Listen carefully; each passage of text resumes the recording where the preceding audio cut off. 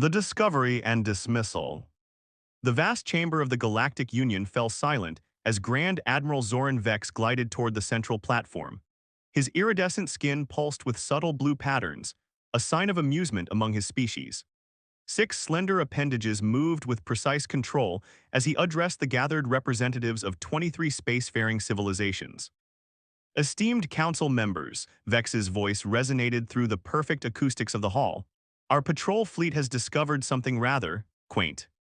The holographic display at the center of the chamber illuminated, projecting a slowly rotating image of a vessel. If one could even call it that. The ship was angular, constructed with obvious welds and seams, its hull marked with crude repairs and outdated propulsion systems. Compared to the elegant biotechnological vessels of the Union, it resembled a primitive artifact from a forgotten age. This vessel was discovered adrift in the Orion expanse, continued Vex, upper appendages twitching with barely concealed derision. Powered down and seemingly abandoned, our analysis confirms it is of human origin. A ripple of laughter spread through the chamber. Humans were the newest species to achieve faster-than-light travel, barely 3 centuries into space exploration when the Galactic Union had been crossing the stars for millennia. Their technology was considered rudimentary at best, dangerous and inefficient at worst. I propose we dispatch a salvage team to claim any usable materials, Vex continued, his skin shifting to a proud purple hue. Perhaps we might add it to our Museum of Emerging Civilizations, a fine example of primitive innovation. At the far side of the chamber, Science Director Nix Orvani rose from her seat. Unlike the others, she did not laugh.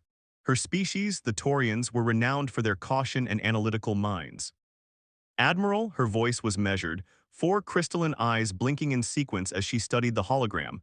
With respect, I suggest we proceed with extreme caution. Our deep scans detect unusual energy signatures nothing in our databases can identify with certainty. Vex's skin briefly flashed a dismissive orange. Director Orvani always sees mysteries where there are none. What could humans possibly create that would confound our sensors? Their most advanced drives operate at 1/10 the efficiency of our oldest vessels. More laughter echoed through the chamber. The Galactic Union had maintained cosmic superiority for over 15,000 years. They had defeated the Swarm Collective, survived the quantum plagues, and brought order to thousands of star systems. Humans were just another young species they would eventually guide into the proper cosmic hierarchy. I have already dispatched a salvage team, Admiral Vex announced with finality. They should be boarding the vessel within the hour. The Galactic Union salvage vessel, Reclaimer, attached itself to the hull of the human ship with precision. 8 specialists prepared their equipment, checking their environmental suits one final time before the mission. Remember, this is a simple salvage operation, said team leader Jyrn, her tendrils wrapped tightly against her body in the confines of her suit. We retrieve any valuable technology, download their data cores, and assess structural integrity. Standard procedure. The team acknowledged with practiced efficiency. They had performed hundreds of such missions, recovering abandoned vessels throughout Union space. This would be routine work. When they breached the airlock, they were surprised to find the atmosphere inside still breathable, though cold. Emergency lights cast a dim blue glow through narrow corridors designed for the smaller human forms. Primitive, muttered tech specialist Kryn, running his scanner along the walls. They still used physical interfaces and manual override systems. How inefficient. The team moved deeper into the ship, their lights illuminating a vessel that seemed curiously intact for an abandoned craft. There were no signs of catastrophic failure, no evidence of the crew's fate. This ship is called Prometheus, said cultural specialist Vila, translating the human script on a wall panel. Based on design specifications, it's approximately 120 Earth years old. They reached what appeared to be the command center, a chaotic array of screens, buttons, and manual control systems that seemed archaic compared to the neural interfaces of Union vessels.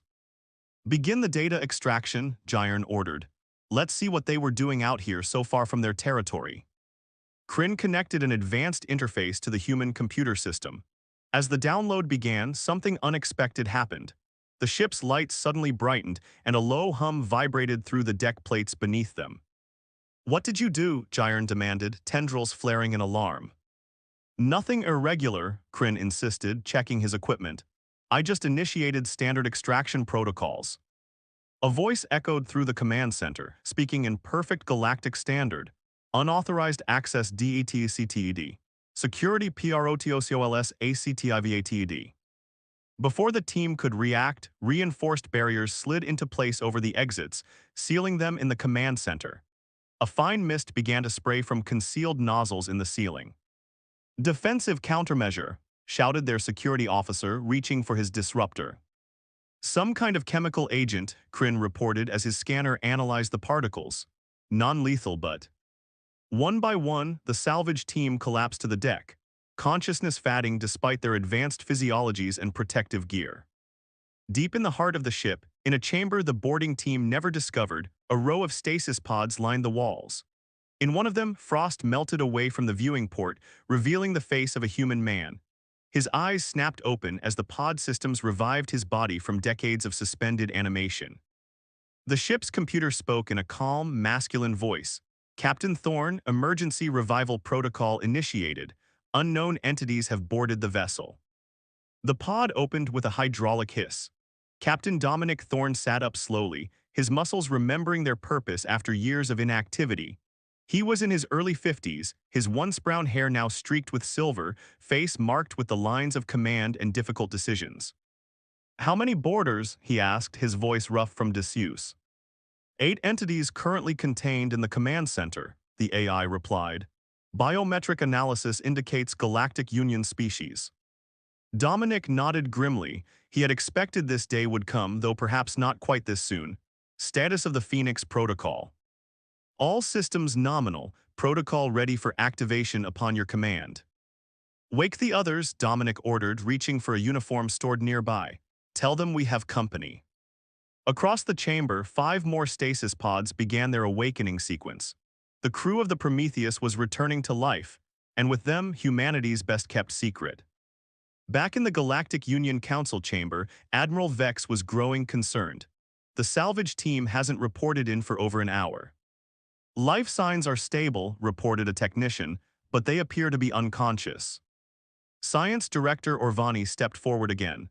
"Admiral, our sensors are detecting significantly increased power readings from the human vessel. It appears to be awakening." The holographic display updated, showing new data. The one dormant ship now pulsed with energy readings that had not been present before. "Impossible," Vex hissed, his skin flashing dark colors of confusion and anger. "Our scans showed minimal power reserves." "It appears the vessel has capabilities that were shielded from our sensors," Orvani observed, her crystalline eyes blinking rapidly as she analyzed the new data. "I strongly suggest—" She was interrupted as the communication system activated, projecting a human face onto the main display. The man appeared to be older by human standards, wearing a dark uniform with unfamiliar insignia. "This is Captain Dominic Thorne of the Earth Defense Force vessel Prometheus," he stated in perfect galactic standard language, surprising everyone present. "Your boarding party is unharmed but will remain in our custody. Any hostile action against this vessel will be met with immediate response." The chamber erupted in confused murmurs.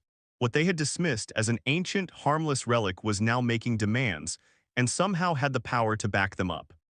"We request to speak with your leadership regarding our safe passage," Captain Thorne continued, his expression revealing nothing of his thoughts. Admiral Vex's appendages writhed in agitation as he realized his grave miscalculation. The human ship wasn't a derelict after all. The chamber that had been filled with laughter now fell into a silence heavy with tension and uncertainty. Captain Dominic Thorne stood in the awakening chamber, watching as his crew recovered from their long sleep. Despite the aches of prolonged stasis, years of military training kept them focused on their tasks. The 5-person crew moved with increasing confidence as their bodies remembered their purpose. "Status report," Dominic ordered, his voice stronger now. The ship's AI responded immediately. "Captain, we have been in stasis for approximately 52 Earth years. 8 Galactic Union entities are contained in the command center. Their technology signatures match our intelligence profiles." Dominic nodded. The Galactic Union, humanity's greatest concern when they had launched this mission.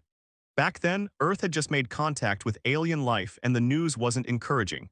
The vast Union viewed humans as backward primitives barely worth acknowledging. "Wake up, people," Dominic called to his crew. Looks like our long sleep is over. First Officer Lyra Bennett approached him, stretching her limbs to restore circulation. They found us sooner than we expected. But not before we were ready, added Chief Engineer Marcus Jackson, examining the ship's diagnostics. All systems optimal. What do they know? Asked Security Officer Victor Reeves, already checking the weapons locker. Nothing yet, Dominic replied. But they're about to learn that humanity isn't as primitive as they thought. He turned to Communications Officer Ava Nguyen. Open a channel to their leadership. Let's see how diplomatic they're feeling today. In the Galactic Union Council chamber, Admiral Vex paced nervously. The holographic display showed the human ship now fully powered, revealing weapon systems and energy signatures that had somehow remained hidden during their initial scans. This is outrageous, he muttered, his skin fluctuating between colors of distress and anger. That vessel is ancient by all accounts. Science Director Orvani stood calmly at the display table. I warned you, Admiral, our intelligence on humans has always been incomplete. The communication system activated again, showing Captain Thorne on the main screen. What is this deception? Demanded Admiral Vex. You concealed your ship's true capabilities. Dominic's expression remained neutral. We concealed nothing. Your assumptions led you to underestimate us, a common failing among the Union we've observed. What exactly is your vessel? Orvani asked, her scientific curiosity overriding protocol. A prototype, Dominic replied simply. When Earth first encountered the Galactic Union, we recognized the threat your civilization posed. While our diplomats talked peace, scientists like us explored alternative options. Vex's skin pulsed with indignation. Your primitive world is no threat to the Union.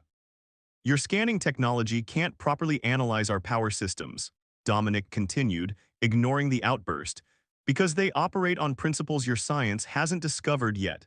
What looks like an outdated ship to you is actually the prototype for Earth's Phoenix Protocol. This was partially true. The Prometheus was indeed a prototype, but when it had left Earth, it had been the only one of its kind, a desperate gamble by a humanity facing a hostile universe. We don't seek conflict, Dominic continued, but we will defend ourselves if necessary. Now about your boarding party. What do you propose? Vex asked, though he already knew the answer. A simple exchange. You detach your vessel from ours and move to a safe distance. We release your people and continue on our way. If we refuse, Vex challenged, though without conviction. Dominic's expression hardened. Then we demonstrate why the Phoenix Protocol was considered too dangerous to remain on Earth. The council chamber fell silent as the Union leaders faced a decision they never expected to make. Back down to a supposedly primitive species, or risk facing technology they couldn't comprehend. Director Orvani finally broke the silence. Admiral, I suggest we accept their terms. We can always track them once our people are safe. Vex nodded slowly, his pride wounded but his survival instincts stronger. Very well, Captain Thorne, we agree to your terms. As the Galactic Union ship began to pull away, Dominic turned to his crew. Get ready, he instructed. The moment their people are off our ship, we need to move. They'll be back with reinforcements. Marcus nodded. Engines are hot, Captain, just say the word. What had begun as a simple salvage mission had now become a first-class security crisis for the mighty Galactic Union. And for humanity, the real test was just beginning. The Phoenix unleashed. The Galactic Union vessel pulled away from the Prometheus, creating a gap that widened slowly in the vacuum of space. On the bridge of the human ship, Captain Dominic Thorne watched through the main view screen as the alien craft retreated to what they considered a safe distance. Enemy ship is 500 kilometers away and holding position, Victor reported from the security station. They're scanning us continuously. Dominic nodded, as expected. Ava prepared to release their boarding party. Communications Officer Ava Nguyen tapped at her console. Escape pod is ready, Captain. Their 8 crew members are still sedated but will regain consciousness shortly after launch. Marcus, what's our status? Dominic turned to his engineer. Chief Engineer Marcus Jackson looked up from his station, his expression grim. Not ideal, Captain. That spatial anomaly did more damage than we thought. The Phoenix drive is operational, but we can only initiate it once before needing major repairs. Our conventional engines are at 94% capacity. Dominic considered this information. One jump would have to be enough. Recommendations for destination. Science officer Ilara Voss spoke up from her station. Based on the star charts we've updated from their database, I suggest the Taurus Ceti system. It's outside Union space but close enough to Earth communication beacons. Set the coordinates, Dominic ordered. Victor, status of our guests. Launching now, captains. On the screen, they watched as a small pod ejected from the Prometheus, drifting toward the waiting Galactic Union vessel. They've recovered the pod, Ava reported. Wait, I'm detecting multiple ships entering the sector. Reinforcements just as you predicted. Dominic smiled grimly. Right on schedule, how many? 5 battle cruisers and support vessels, Victor answered, studying his tactical display. They're moving to surround us. The communication system activated again. Admiral Vex appeared, his appendages now arranged in a formal threat posture. Captain Thorne, your vessel is surrounded, he declared, all pretense of diplomacy gone. You will power down your systems and prepare to be boarded. This is not a negotiation. Dominic exchanged glances with his crew, then nodded to Ava to open the channel. Admiral, we returned your people safely as promised, he said calmly. I had hoped diplomacy would prevail, but you leave us no choice. We will now demonstrate the Phoenix Protocol. He cut the transmission and turned to Marcus. Initiate the sequence. Marcus's fingers flew across his console. Phoenix Protocol engaging, all systems aligned. Deep within the ship, mechanisms that had lain dormant for decades awakened. The Prometheus began to hum with energy, vibrations running through its frame as power levels climbed exponentially. They're targeting our engines, Victor warned. Energy weapons charging. Too late, Marcus replied, a hint of satisfaction in his voice. Phoenix Protocol at 60% and rising. On the bridge of the Union flagship, Admiral Vex watched in growing alarm as his tactical officers reported unprecedented energy readings from the human vessel. What is happening? He demanded, his skin cycling through colors of confusion and fear. Science Director Orvani studied her instruments, crystalline eyes widening. Admiral, they're generating a quantum field unlike anything in our records. It's creating a localized distortion in spacetime itself. Impossible, Vex hissed. No vessel that size could contain such power. The Union vessels are firing, Victor reported aboard the Prometheus. Energy weapons discharged. The crew braced for impact, but something extraordinary happened. As the energy beams approached the human ship, they seemed to bend and distort, curving away harmlessly into space. Defensive screens holding, Marcus confirmed. Phoenix Protocol at 85%. Outside, the Prometheus began to emit a soft, golden glow. The metal of its hull seemed to shimmer and flow, the once crude welds and patches transforming into seamless perfection. What are you? Admiral Vex whispered, watching the transformation with growing dread. Dominic's face appeared again on the Union communication system. The Phoenix Protocol represents humanity's greatest achievement and our most terrible weapon. When we discovered the principles of quantum entanglement manipulation, we realized we had found something the Union had missed in its thousands of years of technological development. As he spoke, the glow around the Prometheus intensified. Small motes of golden light began to radiate outward, dancing through space in complex patterns. Our scientists discovered that reality itself has memory, Dominic continued. What you're witnessing is matter remembering states it never achieved, potential futures becoming present reality. This defies all known physics, Orvani breathed, her scientific mind both terrified and fascinated. To your understanding, perhaps, Dominic acknowledged. The Phoenix Protocol allows us to tap into parallel quantum states, drawing energy and information from what might have been. Your weapons cannot harm us because we exist partially in multiple realities simultaneously.